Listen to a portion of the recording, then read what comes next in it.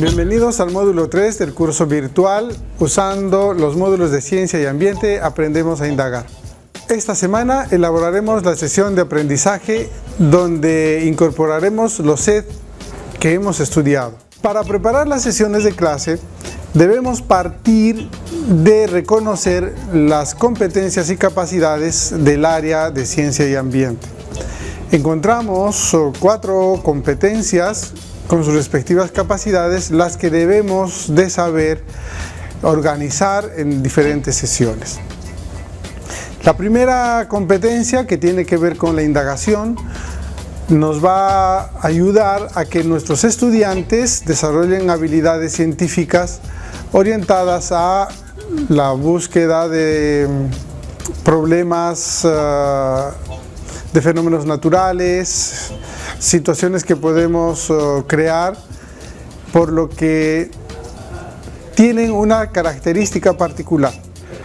Cuando pretendemos abordar la competencia 2, explica, la formulación de las sesiones de clase tienen un matiz particular. Lo mismo cuando pretendamos trabajar la competencia número 3, que es la competencia que tiene que ver con tecnología, y así en la competencia 4, que tiene que ver con la reflexión sobre la ciencia. En todos estos casos debemos partir de formular un problema de investigación, es decir, plantear una situación retadora en la que podamos enganchar a nuestros estudiantes de tal forma que estos se comprometan con el trabajo de indagación. Ahora bien, cuando preparemos nuestras clases, debemos considerar los procesos pedagógicos. Los procesos pedagógicos nos van a ayudar a organizar la secuencia de la sesión de clase. Vamos a partir siempre de la formulación de una pregunta. Debemos, con los maestros, ejercitarnos en la formulación de preguntas investigables. Estas no pueden ser dicotómicas. Por ejemplo, aquellas que se puedan responder con un sí o con un no. Las preguntas que planteemos para iniciar un proceso de indagación en una sesión de clase deben ser lo suficientemente retadoras para los estudiantes, de tal forma que la pregunta por sí los mueva a realizar un conjunto de acciones. Preguntas, por ejemplo, ¿qué partes tiene el cuerpo humano? No ayudan mucho. Una pregunta del tipo, ¿cómo funciona el cuerpo humano? Puede ayudar un poco. Pero si nosotros les preguntamos, ¿cómo es que funciona el cuerpo humano específicamente para nutrirse? Ayuda definitivamente de mejor forma. Las preguntas vamos a querer que siempre tengan diferentes respuestas. No esperemos que todos nuestros estudiantes respondan del mismo modo. Nuestras preguntas deben ser lo suficientemente abiertas como para que los estudiantes en sus diferentes grupos puedan tomar direcciones distintas bajo la misma temática. Es decir, vamos a tener una libertad autocontenida en un espacio del que no pueden salir. Si estamos estudiando el cuerpo humano, puede que algún grupo pretenda estudiar la parte que tenga que ver con la anatomía, los músculos, otro que tenga que ver con, de repente, el aparato digestivo, pero todos estamos estudiando el cuerpo humano. ¿Cómo vamos a organizar la sesión de clase? Lo vamos a encontrar en el material de consulta del presente módulo. Al momento de preparar nuestras sesiones de clase, debemos de tener presente que existen procesos pedagógicos y procesos didácticos. Dentro de los procesos pedagógicos encontramos el recojo de saberes previos, el presentar el propósito y la organización de la clase, la problematización, la gestión y el acompañamiento de los aprendizajes y la evaluación. Estos son procesos recurrentes, es decir, están dinamizándose permanentemente a lo largo de toda la clase. No hay un momento preciso que digamos, este intervalo hacemos la motivación, este intervalo se recogen los conocimientos previos. Todo lo contrario, mientras permanentemente aparezcan estos procesos pedagógicos, mejor. Por otro lado, cada una de las áreas curriculares tiene procesos didácticos particulares. En el caso de ciencia y ambiente, estos procesos didácticos son bastante parecidos a lo largo de las 4 competencias. En la primera competencia, indaga mediante métodos científicos, situaciones que pueden ser investigadas por la ciencia. Vamos a tener como primer proceso didáctico el planteamiento del problema. Este planteamiento del problema está referido a formular una pregunta que sea capaz de ser indagada.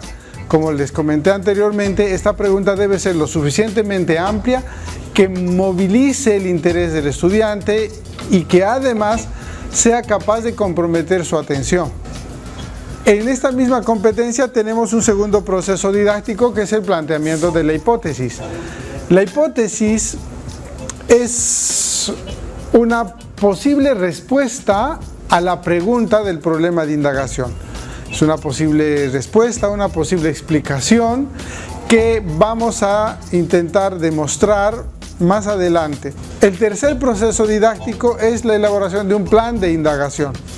Es decir, plantear una serie de acciones que nos van a ayudar a dar respuesta a la pregunta y a verificar más adelante si nuestra hipótesis estaba dentro de lo adecuado o no. Un cuarto proceso didáctico es el recojo de datos y análisis de resultados. Estos datos se recogen a la luz de lo que nosotros hemos planteado en la hipótesis. Es decir, las hipótesis nos van a decir qué tipo de datos debemos de recoger, qué tipo de instrumentos debemos utilizar, y la pregunta y la misma hipótesis nos van a orientar el sentido que le vamos a dar a estos datos que estamos recogiendo durante la sesión de clase. Tenemos otro proceso didáctico que se llama estructuración del saber construido como respuesta al problema. En este momento vamos a contrastar la hipótesis planteada con la información científico-teórica que encontramos en los libros, en la literatura especializada. Nosotros en clases, ¿dónde vamos a encontrar esa información? En los libros de texto de ciencia y ambiente. Y si sentimos que no es suficiente la información que está allí en los libros de texto, podemos recurrir a diferentes fuentes bibliográficas. Es en este proceso didáctico que el estudiante construye el conocimiento que tanto estamos esperando que aprenda. Es decir, va a contrastar lo que él se supone que conocía, que está traducido en la hipótesis, con lo que han investigado los científicos. Y entonces él va a ver que hay algunos puntos en los que ha estado adecuadamente encaminado y otros en los que necesita ajustarse. Ahora, a lo largo de todo este proceso, vamos a ver que es frecuente la presencia del error. En la escuela, el error generalmente es castigado con una mala nota o con un lapicero rojo, es marcado en los cuadernos. En la actividad científica, el error es una ocasión para aprender. No esperemos que las estrategias que hemos utilizado para recoger información o el plan de indagación funcionen a la perfección. Todo lo contrario, si nos confundimos o nos equivocamos en diseñar un plan de acción, podemos aprovechar de esta ocasión para reescribir y rehacer, de tal forma que entendamos que la actividad científica es un ir y venir sobre un mismo tema. Los científicos nunca descubren algo de la noche a la mañana. Si nosotros revisamos la historia y filosofía de la ciencia, muchos de los grandes conocimientos científicos no han sido descubiertos, sino han sido producto del ensayo y error de los científicos. Finalmente tenemos un quinto proceso didáctico que es la evaluación y comunicación. Recuerden que estamos hablando de la primera competencia. La evaluación no en el sentido de que el maestro tenga que ponerle una calificación al estudiante, sino evaluación en el sentido de feedback, es decir, analizar si todo el trabajo que hemos realizado a lo largo de todos los procesos didácticos han estado adecuadamente encaminados, si han servido para el propósito que habían sido planteados. Y la comunicación es importante porque toda investigación científica debe ser comunicada a una comunidad pública. En este caso, esa comunidad puede ser el aula, puede ser la institución educativa, los padres de familia. Es importante, estimados maestros, que todo trabajo de indagación que se haga en el aula deba ser comunicado públicamente, porque eso es lo que se hace en el ámbito científico. Cuando los científicos investigan, comunican a través de artículos científicos publicados en revistas especializadas, comunican en congresos, comunican en todos los espacios académicos posibles. No puede ser posible que nosotros en el aula hagamos indagación y no tengamos un espacio donde comunicar esos resultados.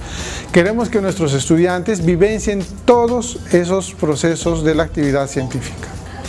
Con las recomendaciones que les hemos planteado, esperamos que ustedes diseñen algunas sesiones de aprendizaje en las que movilicemos los procesos didácticos del área de ciencia y ambiente. Estamos convencidos que ustedes van a hacer un buen trabajo. La próxima semana ejecutarán la sesión y recogerán evidencias para luego compartirlo con los demás. Les deseamos éxitos. Hasta pronto.